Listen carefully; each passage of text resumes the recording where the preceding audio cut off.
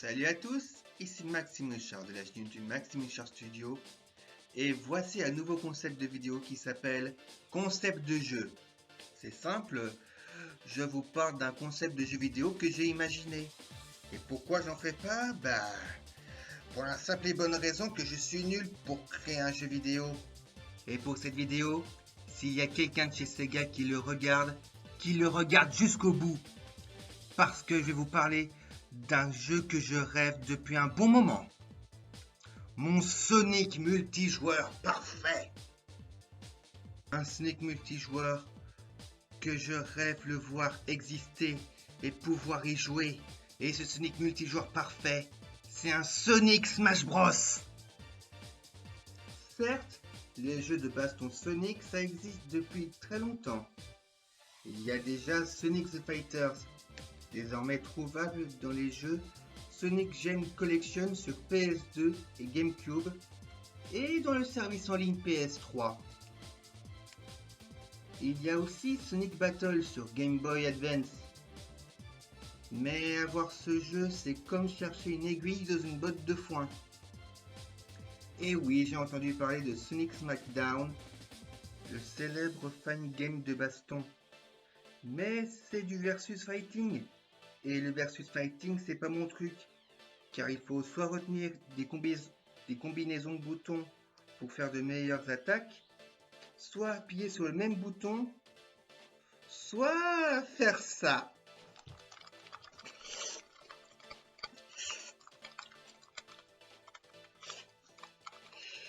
Et je suis dans cette dernière catégorie, montrant à quel point je suis nul.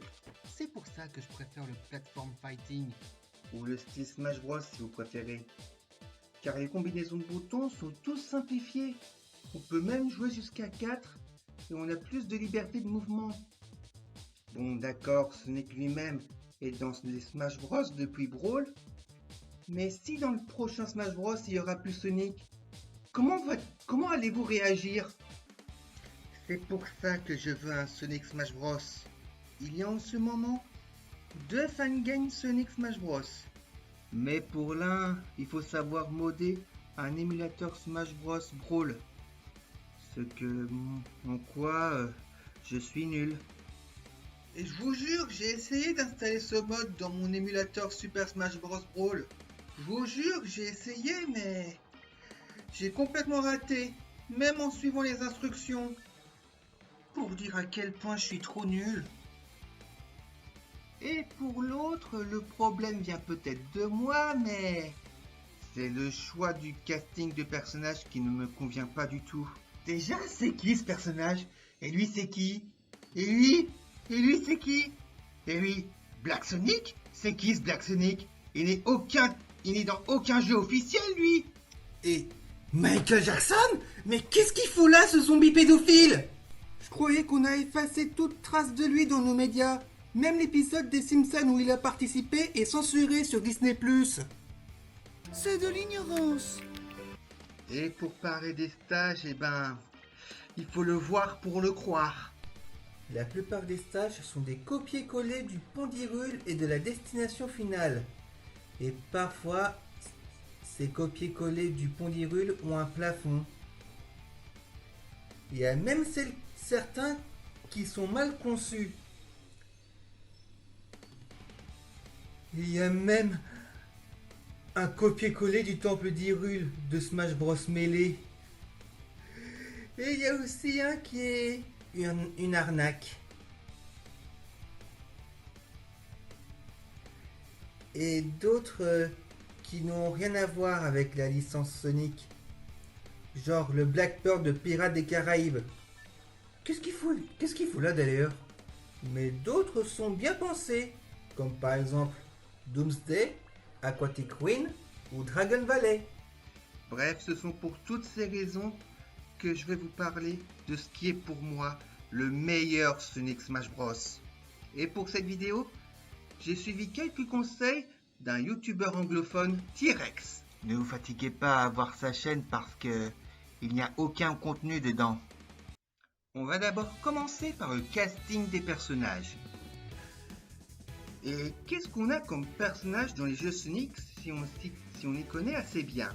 On a Sonic, Tails, Knuckles, Emerald, Shadow, Rouge, Cream et Cheese, Omega, Vector et Charmy, Espio, Silver, Blaze, Eggman et Metal Sonic.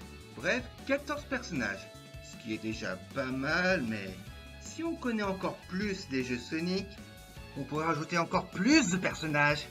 Classique Sonic, Beta, Gamma, Chaos, Emerald ou Gemerald, Jet de Sonic Rider, Mighty et Ray, Trip de Sonic Superstar, Sonic Loup-Garou dans Sonic Unleashed, Fang, Zavok, Zaz, Zena, Melfils dans Sonic 2006, Oni la Minette, un personnage secret de Sonic the Fighters, et peut-être Heavy King de Sonic Mania, Infinite de Sonic Force et Sage de Sonic Frontiers. Soit 32 personnages. Et si on ajoute un personnage personnalisable, ça donnerait la recrue dans Sonic Force. La recrue est l'équivalent des Mi dans les Smash Bros, mais en plus poussé dans les esthétiques et les attaques. Ce qui fait en total 33 personnages jouables. Ce qui est dingue! Et non, j'ai pas compté Big parce que j'ai déjà prévu autre chose pour lui. Et si certains d'entre vous en veulent plus, eh ben, il suffit de voir dans les autres médias. Car oui, Sonic ce n'est pas que du jeu vidéo, mais aussi des films, des séries télé, des bandes dessinées. Et c'est sur ces domaines qui nous intéressent, pour voir si on peut ajouter plus de personnages. Commençons par les séries télé, avec Sally Acorn de la série Sonic et Sally, la première amoureuse de Sonic avant Amy Rose. Il y a aussi Manic et Sonia de Sonic le Rebelle, Cosmo dans Sonic X et Styx dans Sonic Boom. Et pour parler des bandes dessinées, je dois vous rappeler que Sega a actuellement que les droits de Sonic IDW, car ils ont mis fin à la collaboration avec Archie Comics. Tant pis, on fait avec ce qu'on a. On a Tangle la Lémurienne, Whisper la Louve et Surge la Tenrec. Et pour parler des films, eh ben, on n'a que Sonic du film, rien de plus. Et ensuite, parlons de la série Netflix Sonic Prime. Ah, Sonic Prime.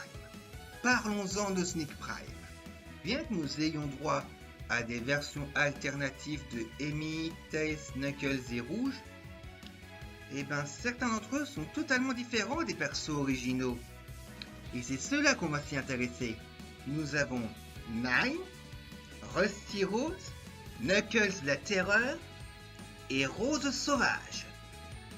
Ce qui fait au total 46 persos jouables. Et ça c'est totalement dingue. Et ça vous va? Non? Vous en voulez encore plus? Mais on a fait tout le tour des persos Sonic possibles. Vous en voulez encore plus? Bah, dans ce cas, pourquoi pas des invités d'autres licences? On va d'abord commencer par les licences de Sega. D'abord, Joker dans Persona 5. Inévitable, Atlus s'est fait racheter par Sega, donc ils ont les droits des Persona. On a aussi Night de Night into Dreams, Ristar, Billy Hatcher, Oulala de Space Channel 5, Arenaja de Puyo Puyo, Kiryu Kazuma de la série Yakuza, Pulseman, héros du jeu éponyme sur Mega Drive, développé par Game Freak, le studio derrière Pokémon. Le jeu est désormais disponible sur Nintendo Switch Online. On a aussi Red de Angry Birds. Il y a des chances depuis que Angry Birds appartient à Sega. Et enfin, Hatsune Miku. Car d'après ce que j'ai lu, la franchise d'Hatsune Miku Project Diva est l'une des séries les plus durables et les plus réussies de Sega, et l'une des rares à faire encore l'objet de jeux, bien que Hatsune Miku soit la propriété du créateur Krypton Future Media et qu'elle fasse l'objet d'une licence. elle est souvent considérée comme l'une des mascottes de Sega.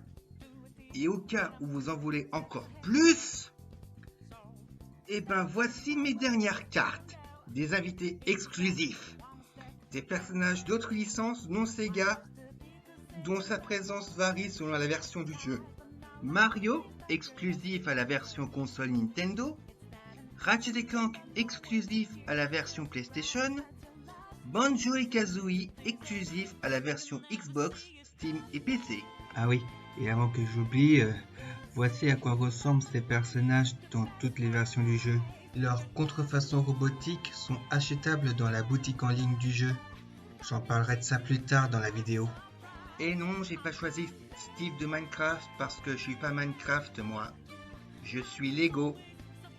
Et enfin, cerise sur le gâteau, un personnage original.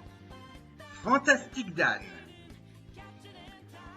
Le champion du méchant de la campagne solo, dont j'en parlerai plus tard dans la vidéo.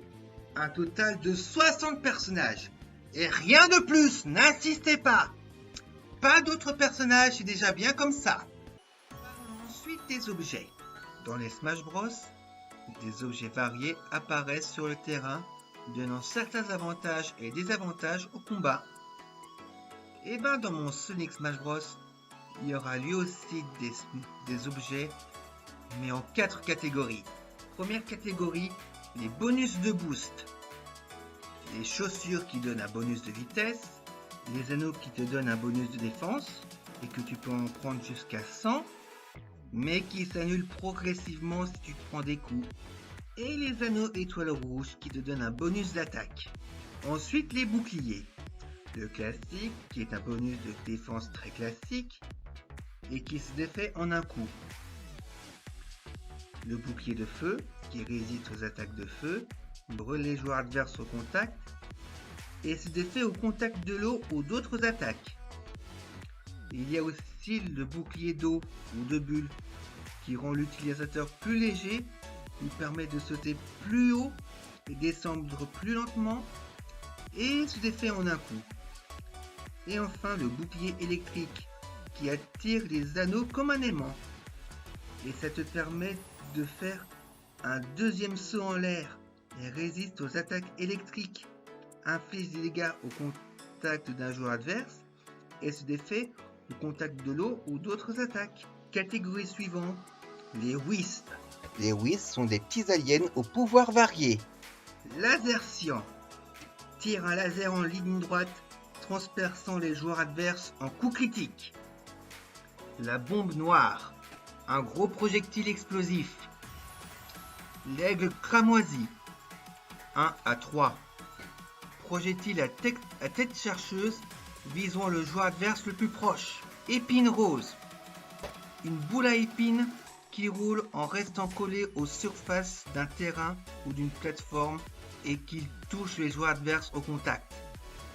Le cube bleu fait apparaître un cube flottant dans les airs et peut être utilisé comme une plateforme.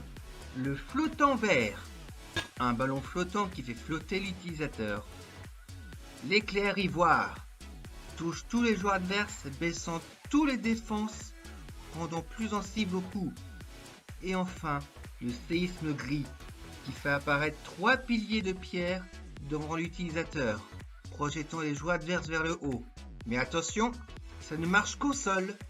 Et enfin, les autres objets. D'abord, l'invincibilité, qui rend intouchable pendant 10 secondes. Et c'est qu'on va maintenant en parler, la capsule d'invocation. Équivalent des trophées aide dans Smash Bros. Les capsules d'invocation font chacun apparaître un personnage qui peut faire basculer le déroulement du match. Va-t-il aider celui qui l'a invoqué ou va-t-il s'en prendre à lui ou à tout le monde? C'est ce qu'on va découvrir. Big le chat, parlons-en. Il pêche les joueurs avec un hameçon géant et les emmène dans la blast zone du haut, provoquant un chaos à chaque joueur attrapé. Tikal. Elle invoque une armée de Chao câlins qui se colle aux joueurs adverses, les alourdissant, les empêchant de courir vite, de sauter haut et les faisant tomber plus vite. Miss Vanilla. Elle lance des gâteaux qui soignent le joueur qui l'a invoqué, mais peut causer de légers dégâts si ça touche un joueur adverse. Les Bouboum. Ils prennent possession des joueurs adverses et les rendent incontrôlables. Genre, quand vos personnages seront possédés, vous pouvez plus les contrôler. Et donc ils feront n'importe quoi. Le Bio-Lizard de Sonic Adventure 2. Il crée des bulles explosifs. Les Chouchous dans Chouchou Rocket. Des souris extraterrestres se promènent sur le stage, attirant les Capou-Capou. Les chats extraterrestres géants. Alex Kidd. Il fait une attaque pierre-feuille-ciseau. La pierre fait tomber un gros rocher du ciel. La feuille pousse les joueurs adverses devant lui. Et les ciseaux fait une longue attaque devant lui. Amigo de Samba de Amigo. Il fait danser les joueurs adverses, ou plutôt les faire en boucle leur animation de provocation, les rendant vulnérables. Les Bonanza Brothers. Ils font pleuvoir des bombes depuis leur dirigeable. Beat de Jet Set Radio. Ils taguent l'écran, ce qui couvre notre vue. Et enfin Billy Joe de Crazy Taxi. Il vous prend dans son taxi pour le meilleur et pour le pire. Parlons maintenant des bonus à récolter. Par divers moyens, tu gagnes des bonus variés. Ça peut être un combattant à débloquer, un skin, un élément de personnalisation pour la recrue, une animation de victoire, de défaite ou de provocation, une musique de victoire, un élément de personnalisation pour ton profil, et un sketch vidéo très rigolo mettant en scène les personnages du jeu. Les musiques de victoire sont composées de 70% de musique Sonic, 9% de Persona 5, 9% des autres licences Sega, et 12% pour le reste. 4% pour Mario, 4% pour Ratchet & Clank et 4% pour Banjo et Kazooie. Donc vous avez tout l'embarras du choix. Et pour gagner ces bonus, il y a deux moyens.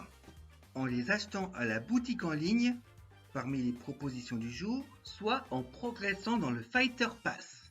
Car au fil des combats, tu gagnes des anneaux et tes points d'expérience. Des anneaux pour acheter les propositions de la boutique en ligne, et des points d'expérience pour progresser dans les Fighter Pass. Mais ne vous inquiétez pas, chaque bonus achetable dans la boutique en ligne est à des prix généreux mais raisonnables, surtout pour éviter le pay to win. Mais attention, un Fighter Pass est à durée limitée à une saison, donc lorsqu'un Fighter Pass sera terminé, tout contenu non gagné seront transférés dans le stock de la boutique en ligne, de sorte à ce que vous aurez toujours une chance d'obtenir ce que vous voulez la prochaine fois que vous le verrez parmi les suggestions du jour.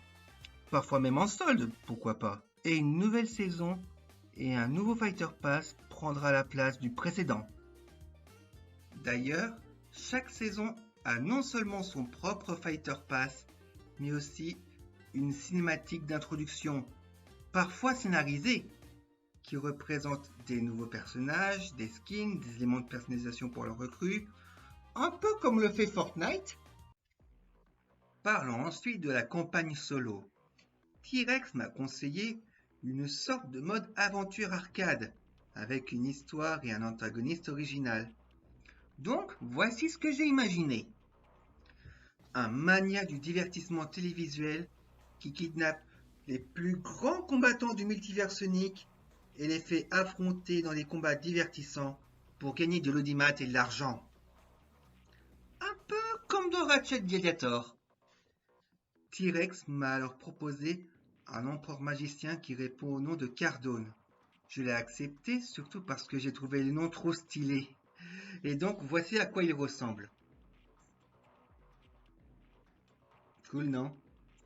Et pour le mode arcade, j'imaginais le combattant qu'on joue faire une série de 5 combats, se bat ensuite contre son rival, il y aura ensuite un autre duel mais cette fois contre le champion, et après un combat de boss pour gagner ses libertés à la fin. Pour moi, c'est schématiquement ça, les étapes du mode arcade. Et en parlant des boss, Voici toute la liste des boss qu'on pourrait affronter. Le Robot Death Egg, le Egg Dragoon, Perfect Chao, le Roi Bouboum, le Biolizard, Metal Overlord, Zavok Géant, Infinite version boss, Bowser en Fury, exclusivité Nintendo, le Dr Nefarious, exclusivité PlayStation, et l'Empereur Cardone lui-même. 11 boss. Et pour parler du gameplay, c'est très simple. C'est du Smash Bros, tout ce qu'il y a de plus traditionnel, mais à une exception près. Personne ne sait nager. Quand un personnage tombe dans l'eau, il ne flotte pas comme dans Smash Bros depuis Brawl, mais il continue de tomber, mais un peu plus lentement, pour avoir plus de temps d'agir avant d'être KO, en touchant la blast zone. Et c'est bon pour la compétition, car dans Smash Bros Ultimate, les stages où il y a de l'eau pour flotter sont bannis. Et donc si vous imaginez que personne ne sait nager dans Smash Bros Ultimate, certains de ces stages seront utilisés en tournoi. Et ce sera le cas dans mon Sonic multijoueur parfait. Et cerise sur le gâteau, voici le HUD, ou l'interface si vous préférez. Parmi les points numérotés, il y a la photo du personnage qu'on joue, le pourcentage des dégâts reçus, le nom du personnage ou le pseudo du joueur pour le mode en ligne. Tout en dessous, il y a la barre d'attaque ultime, l'équivalent des Final Smash dans Smash Bros. Et j'espère juste que ce sera légal en compétition, car dans Smash Ultimate, les Final Smash sont interdits en compétition.